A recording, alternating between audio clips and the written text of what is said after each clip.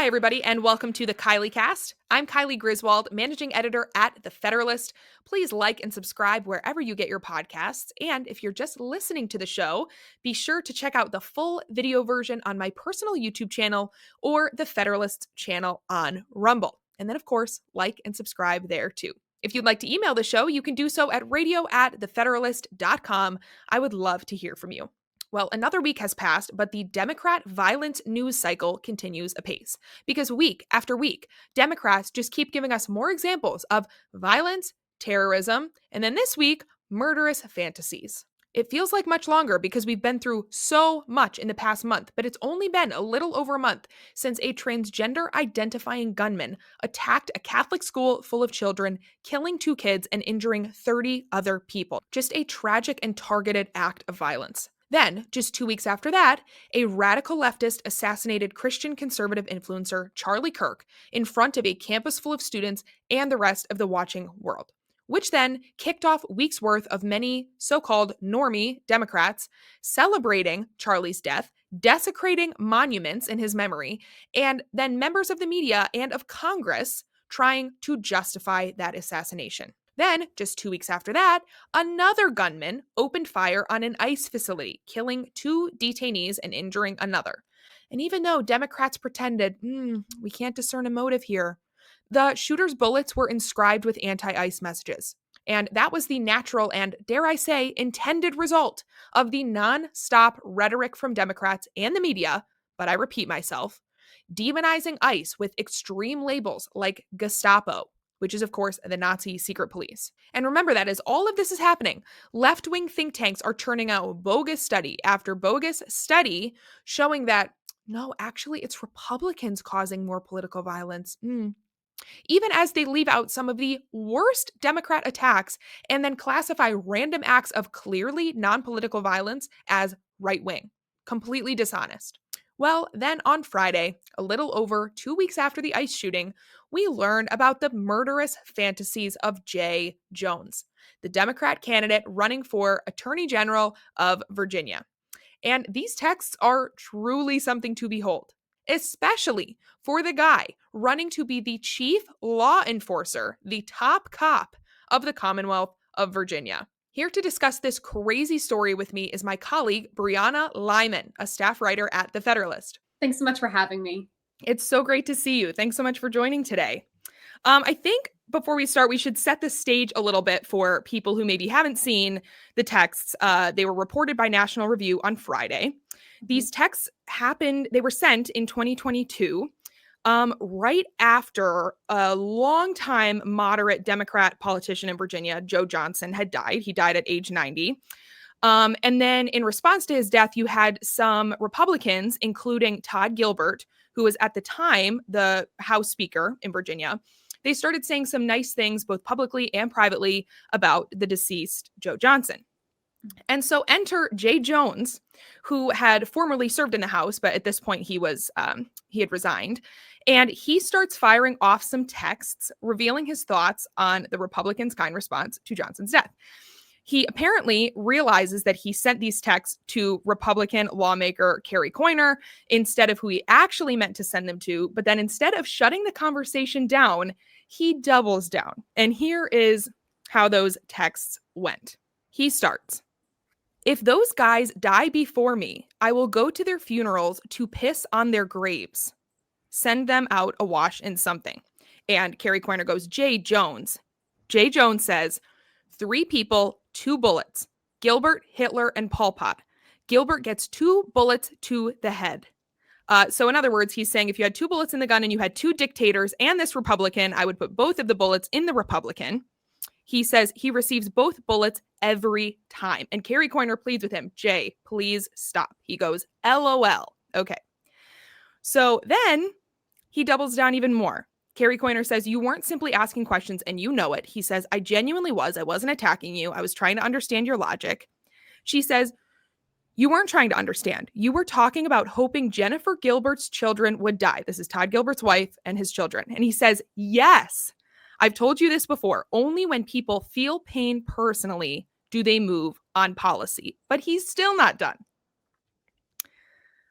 He says, I mean, do I think Todd and Jennifer are evil and that they are breeding little fascists? Yes. Absolutely insane things from Jay Jones here. So these texts come out. Of course, Republicans are calling for him to drop out of the race, and the firestorm starts. And so Jay Jones issues some statements. Here is his first statement. I've sent text messages that I regret, like all people, he says. And I believe that violent rhetoric has no place in our politics. But then he goes, let's be clear about what is happening in the AG race right now. Jason Miyares, his opponent, is dropping smears through Trump-controlled media organizations to assault my character, yada, yada, yada. On he goes. And he talks about how Jason Miyares will continue to be accountable to Donald Trump, not the people of Virginia. This race is about whether Trump can control Virginia or Virginians control Virginia. Not exactly an apologetic statement. He pushes the blame and basically calls it Oppo research against him, but also doesn't deny the texts. And then this was his ultimate statement that he issued. He says, I take full responsibility for my actions, and I want to issue my deepest apology to Speaker Gilbert and his family. He says he's so embarrassed and ashamed and sick to his stomach, yada, yada, yada, all the performative things. And then he says, Virginians deserve honest leaders who admit when they are wrong and own up to their mistakes. Brianna, I'm pretty sure Virginians don't deserve honest leaders who own up when they're wrong. I'm pretty sure they deserve leaders who don't wish that half of the voters were dead. Your thoughts on this whole saga and specifically the statements as well? Yeah, Kylie, there's so much. I want to start back with the text messages you showed. Now, one message he said to Carrie Coiner, like, yes, I've told you this before. Now, new reports have come out. What he was referring to when he says people only change when they feel pain is he allegedly in a separate conversation said that if we kill more police officers, they won't shoot as many people as if police officers are indiscriminately shooting against people. So this is a man who not only has these fantasies about murdering Republicans, he also views law enforcement as just this murderous, entire group. As for his apologies, it is egregious that he says, like all people. I am a Republican. I'm a conservative. I should rephrase that. I have never once considered or even fantasized or thought about anyone on the political spectrum being murdered because it's abhorrent. So no, not like all people, because all people don't actually do that. Only psychopaths do that. So you could have said Right. like all psychopaths, I do that. And then I think what's most concerning is that it's not just him who's staying in the race, but it's his party that is allowing him to stay in this race. If you go back to 2019, when Governor Ralph Northam, he had that decades-old yearbook photo surface of him in a bad Halloween costume, blackface. He was called to step down by Democrats. They were tripping over themselves, demanding he was unfit to serve. Meanwhile, one of their own is actually fantasizing about murdering Republicans and their children and calling them fascists, and they're either completely silent or they're like, yeah, who among us hasn't called for Republicans to be murdered? That speaks volumes about where the party is at, and I think it does lead credence to the claims from conservatives who say, how should we share a country and unify with a country that behind closed doors wants to murder us? Mm-hmm. Yes, that's exactly right. And you brought it up, so let's keep going on the train of Jay Jones's other disqualifying behavior. So you mentioned the police officer thing, the other conversation that he had with Carrie Coiner, which is as appalling as his text about Todd Gilbert. To be honest with you, he's basically saying the same things about police officers that he was saying about Republicans, which is just that, well, if more of them just need to die, and then we will get the policies that we prefer as Democrats. Just a crazy psychotic way to think. And yeah, like you said, something that most people don't do. This is not actually normal. The who among us phraseology is disgusting and a little concerning that they actually think people feel this way. Right. But those are not the only examples. You also have his reckless driving. I would love to hear your explanation of that. And his calling for a police lieutenant to be fired. Brianna, can you explain some of these other disqualifying behaviors from Jay Jones? Yeah, so for Jay Jones, a police officer who donated to Kyle Rittenhouse's legal fund, I believe it was a $25 donation. That was enough for Jay Jones 5 years ago now to say that he should be removed from his position as a police officer because that was disqualifying. So again, donating to the legal defense of someone who acted in self-defense was disqualifying. Calling to murder Republicans is actually not disqualifying because we all think about it, right? Apparently to Jay Jones. As for his reckless driving, I believe he was going like 40 miles over the speed limit. And what's more ridiculous is that not only was he going completely over the speed limit, which as someone who's supposed to kind of be the standard that everyone else should follow, not a good standard to set, he was supposed to do special community service. He did it for his own PAC, according to Restoration News, which is not allowed. So he didn't even complete the time served. Then Liz McDonald from Fox Business, she reported that he has never actually tried a case. So here we have a candidate who has never tried a case, fantasizes about murdering Republicans, does not know how to follow the law, and doesn't just speed. He speeds to speeds that could kill someone on the spot. He thought that someone should be fired for donating to the legal fund for Kyle Rittenhouse, but that he shouldn't step down for calling for people to be murdered. And last but not least, this is a man who is being bolstered by the Democratic Party and is now trying to make this a Donald Trump is picking on me story. That's where the Democratic Party is. Right, right. So the Donald Trump is picking on me story, that is how the media are covering it. And so what we've seen is either media making it a story about Republicans pounce, which Brianna is something that you specifically wrote about. I want to hear about your story on that. And or they're just doing a complete blackout. They're pretending that it didn't happen, or referring to the text just by quoting Jones instead of actually like for instance, Politico ran a piece and they called the text abhorrent, the abhorrent text in the headline, but they put abhorrent in quotes because in his apology, Jay Jones referred to the text as abhorrent. But it's like the texts are objectively abhorrent. Like you don't need to quote Jay Jones to say this. The way that they are phrasing things and what they're choosing to cover and not cover is just exactly what we would expect from the media. But the AP story, Brianna, can you tell us about what you wrote about that? Yeah, so the Associated Press, I'm reading it here, Steve Peoples and Olivia Diaz, they want people to know that the real story isn't that Jay Jones is calling for Republicans to be murdered. It's that Republicans noticed the story. So they write, Republicans are seizing on recently unearthed violent rhetoric from Jay Jones to tarnish the Democratic Party nationally less than a month before Election Day. So you see there, their primary concern is how is this egregious story going to impact Election Day? Now, because the Associated Press are just propagandists for the Democratic Party, they know that this could actually impact Democrats' chances in Virginia, which as of last week were pretty damn good. But any sane voter who hears these text messages, I think will have a hard time not only voting for Jay Jones, but for voting for Abigail Spanberger, who is defending and standing by Jay Jones. So what the Associated Press wants you to know is that it's pretty bad that Donald Trump is escalating his campaign to cast his political opponents as violent extremists. You see, Donald Trump is casting them as violent extremists as if Jay Jones himself did not make himself a violent extremist. So the narrative that the media constantly takes in these scenarios is deflect, blame it on Trump. And that is why they have to be referred to as the propaganda press. Right, right. And the AP was not the only one. Let's see here.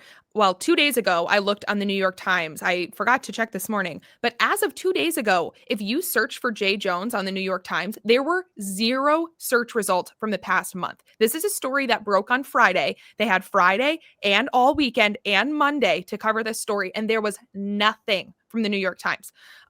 From the Washington Post, they referred in their headline to this giant scandal as, quote, 2022 texts depicting political violence. Brianna, something depicting political violence could literally be anything. We are talking about a candidate running for public office who is publicly fantasizing about murdering his opponents, but the Washington Post refers to it as just depicting political violence. This is so classic to make it the least salacious, least clickable headline, give you the least amount of information they could possibly give, so you have to click in to find out what happened, and or not even find out what happened, like if you're the New York Times and not even covering it.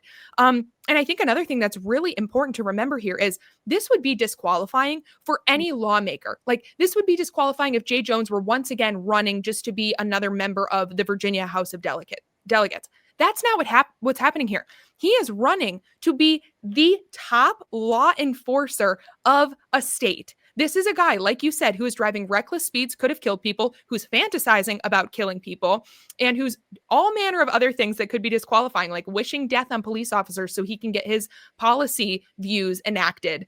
And he's running to be the top cop of a state. It makes this story so much worse, and it's something that's being lost in the sauce of the media blackout and the media obfuscating that's happening, like the AP did. Yeah, and you can only determine or assume that the reason the media is either having a blackout or misrepresenting this is because they implicitly endorse violence against Republicans. Mhm. Because this is part of the assassination prep campaign that Democrats have launched against Republicans for years now. And the left-wing media has tried to tell us for the past month that it's actually not really a left-wing problem, it's a right-wing problem. I know you alluded to that introduction. And so what the media is doing right now is they're trying to, one, shake that narrative off of their party, their preferred party, which is the Democrats. But two, they're also setting the signal that it's not so bad if you fantasize about killing Republicans. When you do that, you implicitly send the signal that any other talk like that is actually okay. It's not that bad. And if talk like that is okay, eventually actions like that become okay. That is called assassination prep. You are justifying actions through language, and the media is complicit in this. Yes, absolutely. And it's not just the media, it is the entire Democrat Party. Brianna, you wrote a bit about the response from Democrats, from Spanberger, from other Virginia groups. Can you give us just a sense of what has the response from Democrats been to this abject scandal? Yeah, a group of Virginia Democratic committees basically said, let he who has not sinned cast the first stone. Mhm. And trying to insinuate, as Jones did in his own statement, who hasn't fantasized about murdering their political opponents, which is actually extremely telling because they think that the average person does fantasize about murdering their political opponents when the reality is most people don't, because we are not a country that's run by lawlessness. We're a country of law and order. If you don't like someone, you vote them out. You don't shoot them or murder them like Jay Jones apparently wants to do. But the fact that Democrats think that that's normal shows that they think it's normal and acceptable to fantasize about that and to believe those things. Yes. Abigail Spanberger, I think, issued a statement or commented on the record to someone that she had talked to Jay Jones in private, I think, and basically told him, like, we will not tolerate this type of behavior, whatever. Well, unless you're calling for him to drop out of the race, you are implicitly tolerating that behavior. In fact, you're endorsing that behavior. But I think Democrats have boxed themselves into a bit of a corner here. And you, as a one of our elections correspondents from this past election, can speak to this, the danger of election day turning into election season. Because one thing that we're seeing here is Virginia voters, early voting in Virginia started on September 19th, I believe. And so Virginia voters have been voting for weeks at this point. Many people have cast their ballot before the scandal even came to light. I was looking this week, and it looks like when the texts were reported, about 300,000 Virginians had already cast their ballot. And so I think it's safe to assume that north of 100,000 of them would be Democrats, and probably many more than that, because I mean, if tradition holds, more Democrats will vote ahead of time than Republicans. Who knows? But that's a pretty safe assumption. And then that's not even counting the people who voted by mail, whose ballots came in after the 3rd or whatever day this story broke. And so you're talking about hundreds of thousands of people who voted without being informed about Jay Jones's murderous fantasy texts. I mean, this is a huge deal, and Democrats have totally boxed themselves into a corner because this is election season. I mean, this is what happens. And so now, how can Abigail Spanberger call on Jay Jones to drop out? Because then what happens? All of those people who voted for him are disenfranchised. Like, what do you make of all this? Yeah, that's an excellent point because that is something that we see these past few election cycles with early voting. I do think that the benefit of this story coming out now is even though there may be a few 100,000 people that cast a vote for Jay Jones that maybe they would not have cast, Republicans are very difficult to turn out in off-year election cycles. They are low propensity voters. I think this story is big enough and damaging enough to get Republicans who may have been considering sitting this election out to turn out. And now they have about a month to do so with this knowledge. So on the one hand, this will actually encourage voters to make sure that they don't elect someone who wants them dead. But to your point, look, I think this is one of the reasons why early voting, if we're going to have it at all, it needs to be maybe 3 or 4 days before an election. That's a small enough window. I still don't think so. I still think elections should be held on one day. It's election day, not election week or month or year. I think these voters may learn a very valuable lesson if they voted for Jay Jones and are now appalled. And that is, try to make plans to get to the polls on election day because you never know what horrible news will come out about the candidate you're supporting. Right, right. And you actually, as a voter, it's beneficial for you to kind of hold on to your leverage that you have over candidates before election day. You shouldn't vote early because then what incentive do they have to appeal to you as a voter or to do the right thing or to, it's like you are showing your hands, you're giving the game away before you're making them less accountable to you by voting early. And so, yeah, it's really interesting. I do not expect any Democrats to call on him to drop out, but it will be wild if the top cop in Virginia turns out to be a murderous, fantasizing man who went, 46 miles per hour over the speed limit and is just, by all accounts, a complete lawless psycho. We'll see if the story changes the tide or not. Brianna Lyman, staff writer at the Federalist, thank you so much for joining me today. It was great to see you. Thanks so much for having me.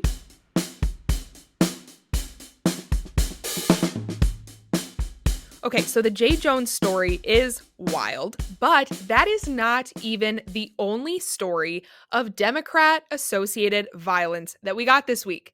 On Friday, we also learned of the sentencing decision for Nicholas Roske, the now 29-year-old who attempted to assassinate Supreme Court Justice Brett Kavanaugh back in 2022. And I'll refresh your memory. Here's what happened in that case. So Nicholas Roske was mad about the leaked Dobbs draft, which, if you'll recall, in 2022, that was the year that the Supreme Court came out with the Dobbs v. Jackson women's health decision.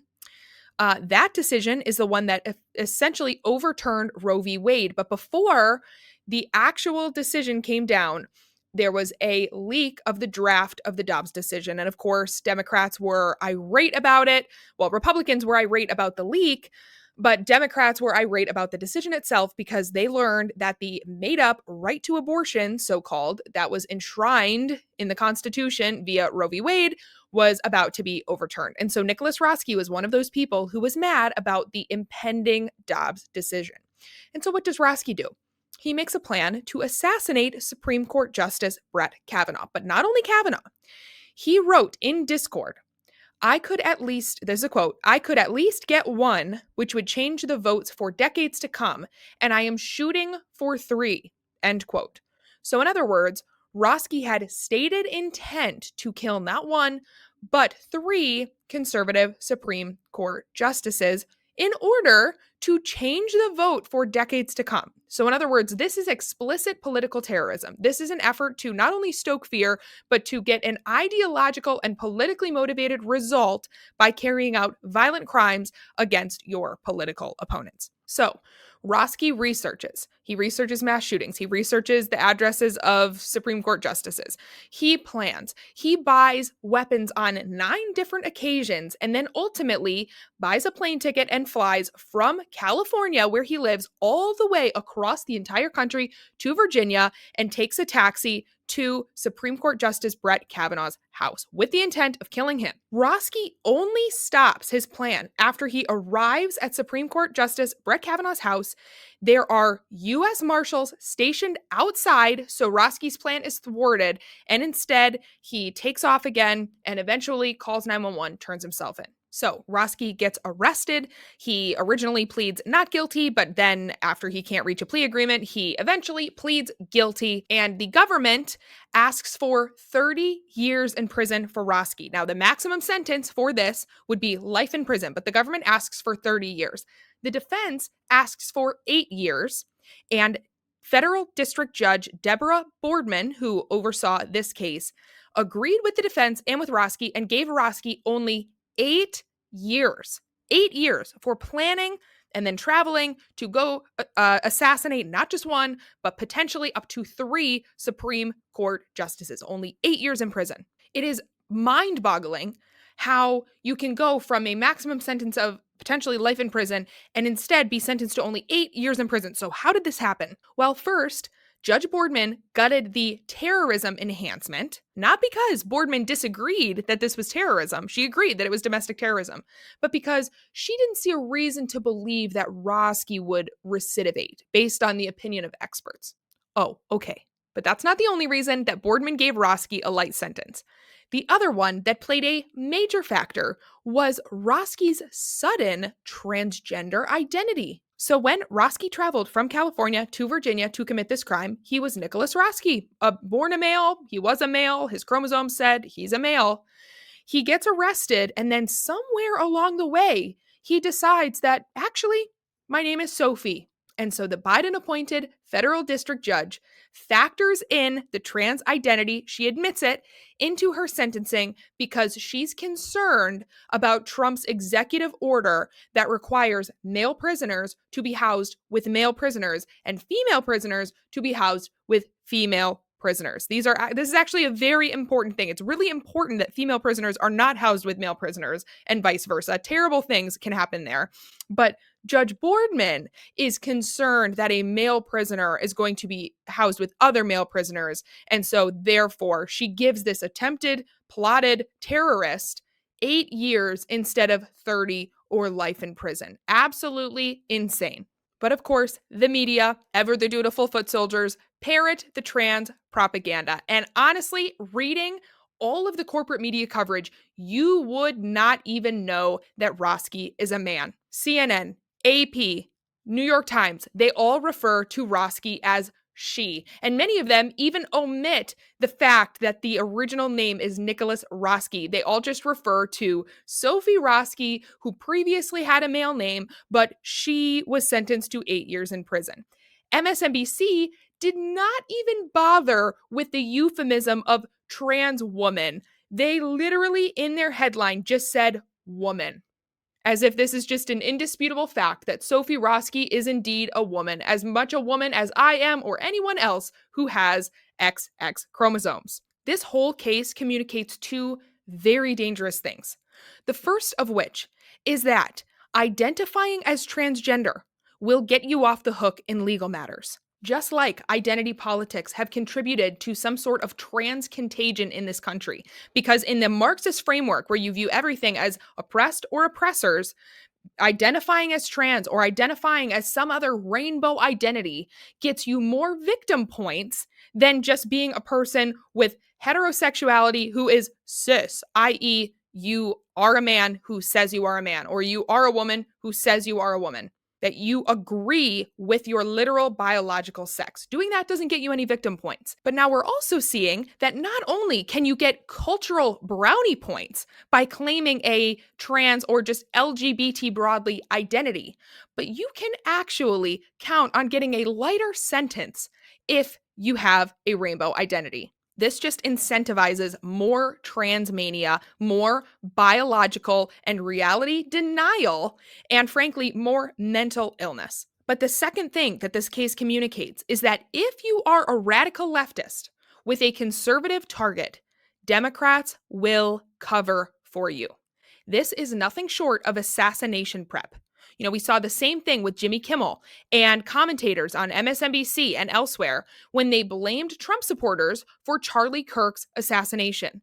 The message is clear. If you kill conservatives, Democrat-captured institutions will completely cover for you, from Democrat politicians to the media, and in this case, even to judges. They might pay lip service, they might have to give you a sentence of some sort, a slap on the wrist, but at the end of the day, you can count on the media to obfuscate, and you can count on judges to give you light sentences, and you can count on Democrats to cover for you and to use rhetoric that lets you off the hook time after time after time. This is assassination prep. It's extremely dangerous. And it sends the message that political violence will be tolerated and winked at. Michael Fergoso has a really great piece at the Federalist this week on the Roski case, and he writes, quote, "Roski's sentence isn't just about Roski. Among other things, criminal sentences serve both to deter future criminals and to communicate society's values. We heard this regularly from the judges in the District of Columbia as they threw the book at January 6th rioters.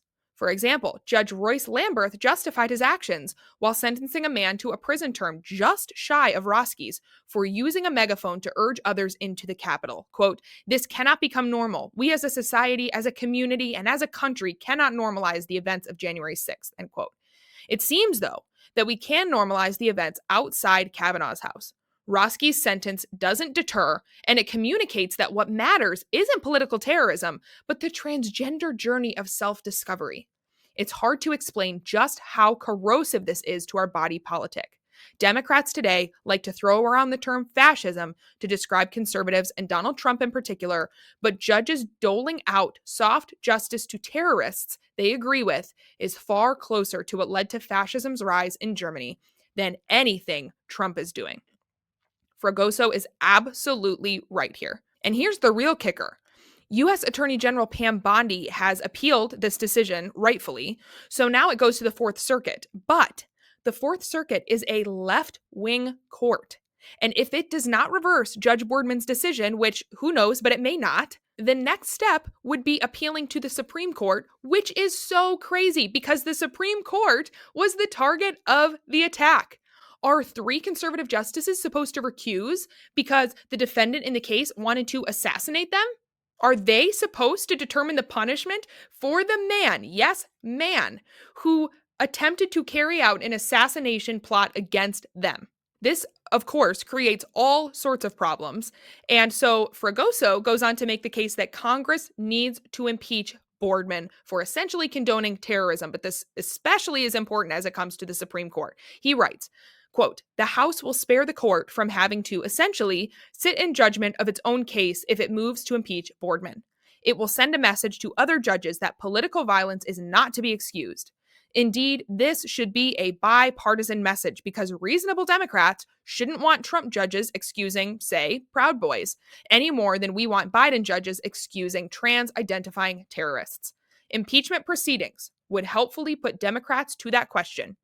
Even if impeachment or removal doesn't succeed, it probably wouldn't, it would set a good precedent that judges who excuse political violence have to answer for it to the people's representatives." And this part is key. Judge Boardman may not be interested in deterring the next Roski, but the House has the power to deter the next Boardman. End quote. And it absolutely should. If Congress is looking for ways to deter left-wing political violence, and especially after the past few weeks, it should be, then impeaching Boardman is a great place to start.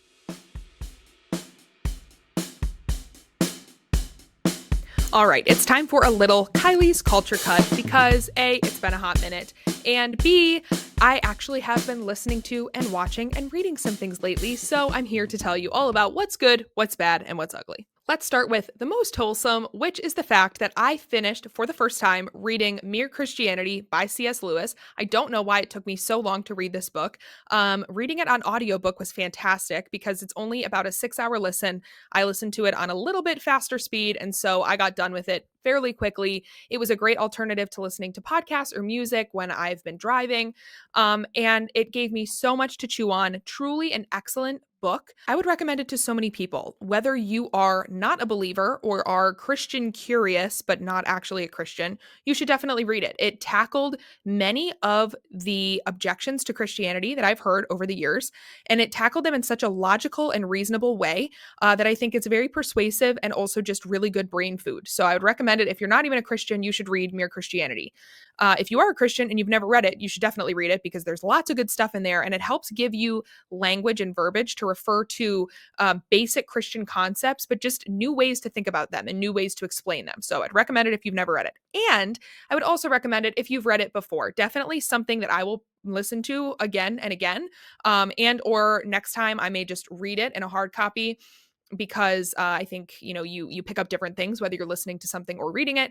And so I would recommend it to truly anyone. Excellent book, as C.S. Lewis is. I have a C.S. Lewis book on my shelf right behind me. He's a fantastic author, and everyone should read C.S. Lewis, of course. So that's what I've been reading. What have I been watching? I mentioned this last week, but I'll expound upon it a bit. I finished watching The Paper, which is the Office spinoff show. It is on Peacock. You can watch it there. The lead actor is from Harry Potter, but in this show, he plays a very different role. I had exceptionally low expectations for The Paper. I thought that it would try so hard to ride the coattails of The Office, and that it would just be super woke. I just had that sense, and that it would just completely flop, that it would maybe have a couple of funny moments. But the trailer didn't look that funny. The previews I saw didn't look that funny, and I did not think it would be good. But I was pleasantly surprised. There was an episode or two that was a little bit slow.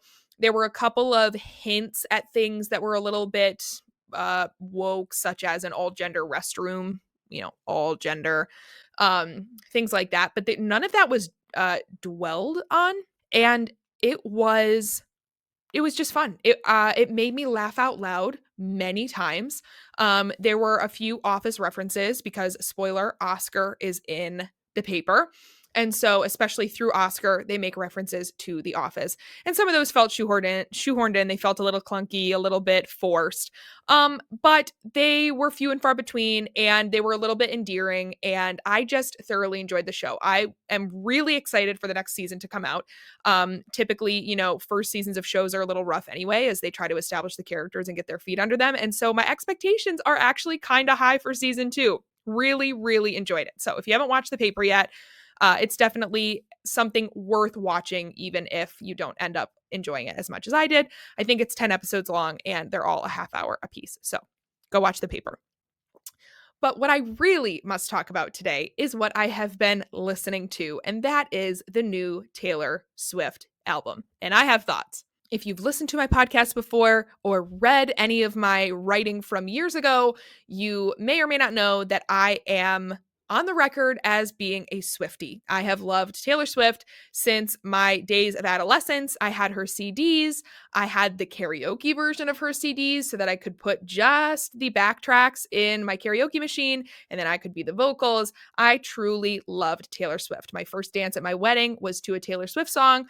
You can ask Molly Hemingway because she roasted me a lot for it. We played a lot of Taylor Swift at our wedding. I truly enjoyed earlier eras of Taylor Swift. And many of Taylor Swift's albums felt like they hit at the right point in my life, where what I was going through or the things I was thinking about or dreaming about were similar to the things that Taylor Swift was singing about. But this has all started to decline an album or two ago. And with this most recent album, I must say, my feelings on Taylor Swift have officially crashed and burned. I don't know if Taylor Swift will be able to win me back, and I'm just generally pretty salty about the album. I kind of hate it. I have been listening to it for the past couple of days to try to see if my opinion changes, and there are some songs on it that I find catchy, but the second I tune into the lyrics, she loses me again because the lyrics are so bad. Now, this should go without saying because I have long been a Swiftie, but I am not one of those boomery, cantankerous Gen Xers who lives to hate Taylor Swift and who thinks that music peaked in the 80s and that it can never recover, and that, the best artists are all in the past and they can never be rivaled because their coming of age was the only good music that has ever existed. Of course, I don't believe that. I think because everyone, when they come of age, there's music that is popular or that is good when they are in their adolescence, and that becomes defining music for them, and they think it's better than the music from when the next generation comes of age. That's just how it goes. But I just can't get behind this Taylor Swift album for a number of reasons. The first one is its lyrical trendiness. Just listening to the lyrics, it feels very trendy, like a flash in the pan. Like most of the lyrics are they have no shelf life. They are not timeless at all. Let me just give you a few examples that stood out to me. She says, "We looked fire. This isn't savage. Pledge allegiance to your vibes. Glad he ghosted me. Spring break, that was effing lit." You get the idea. Very trendy, very ephemeral. Here's a stanza from her new song, Eldest Daughter. "Everybody's so punk on the internet. Everyone's unbothered till they're not.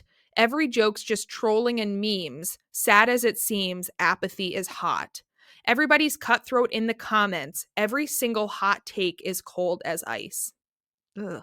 This is it's really sad. It feels like her songwriting is Benjamin Buttoning. Like she used to be better at writing music before, and that was paired with the fact that she was a precocious teen, so even her elementary lyricism made sense because she was elementary. Well, now Taylor, you're 35. It's not cute to write like a teenager anymore. So you have this elementary lyricism paired on the opposite end of the spectrum with this hypersexualization, and that's another vibe that you get from her album. It starts with her very sexualized album cover shoot. I'm sure you've seen the pictures and or the music videos, but this sexualization just weaves throughout the entire album. Taylor's been trending a bit this way for a little while, which in some ways makes sense because she's actually an adult now, but it felt really forced back in 2017. She wrote the song Dress, and the point of the dress, the whole point of the song was that she'd only bought this dress so you could take it off. And it felt kind of out of place, like she was trying to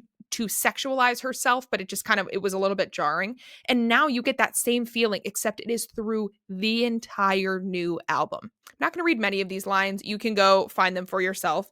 But one of her song titles is literally Wood. I'll let you fill in the blank with that. She writes in another song, quote, his love was the key that opened my thighs. Ew. And then in her song Father Figure, which had the potential to be an interesting song, she includes the lyric, quote, I can make deals with the devil because my bigger. I'm sorry, what? It's like she's trying to be clever, but it's just coming off as really forced and really icky.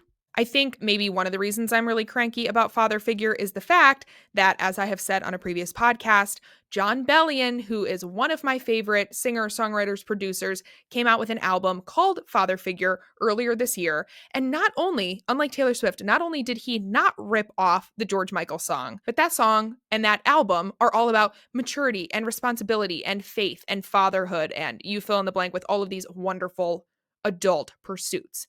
And then you have Taylor Swift over here, who's merging this weird Gen Z trendiness with a forced feeling hypersexuality together in one album. And it just comes off as so icky and forced. And it's especially odd because you have Taylor Swift in the middle, who has all of these millennial fans. Taylor Swift is a millennial, and you've had all of these people who were following her at the same age as Taylor Swift. Well, then she gets to be 35. A lot of the millennials have jumped ship because, again, her lyricism has sort of Benjamin Buttoned, and some of her albums recently have been a little bit lackluster. And so she's trying desperately to appeal to Gen Z, or so it seems with the lyrics that I read before. But at the same time, she is so hyper sexualized that it's just this weird marriage of vibes that do not work together. Anyway, you're free to disagree. Everybody has a different opinion on Taylor, but this is mine. And I just have to say, as a former Taylor Swift fan, as a former Swiftie, could we please just get some quality over quantity? There's a reason why most artists do not release 6 albums in 6 years. So, speaking for burned out Taylor Swift fans who are just sick of the instant gratification, Taylor, just give us quality, not quantity. People get so excited when they hear that there's a new Taylor Swift album coming out. And I've gotten to the point where I just kind of groan because I don't want a quick new Taylor Swift album every year. I want a lull because I think in this case, absence would make the heart grow fonder. I want a lull where Taylor can really work on new themes and new lyrics and new rhyme schemes and key signatures and all of the rest, and come to us with something that is totally fresh, that is totally new, and that has a long shelf life and isn't this weird marriage of Gen Z slang and hypersexualization. Go back to the drawing board, come up with something that is good and lasting and better and original, and get back to us in another 5 or so years. Okay, that would be my ideal. All right, I'm sounding more and more like a curmudgeon Gen Xer by the minute. So that's going to do it for me today. Thank you all so much for tuning in to this week's episode of the Kylee Cast. Remember to like and subscribe wherever you get your podcasts, and I will be right back here next week with more. Until then, just remember, the truth hurts, but it won't kill you.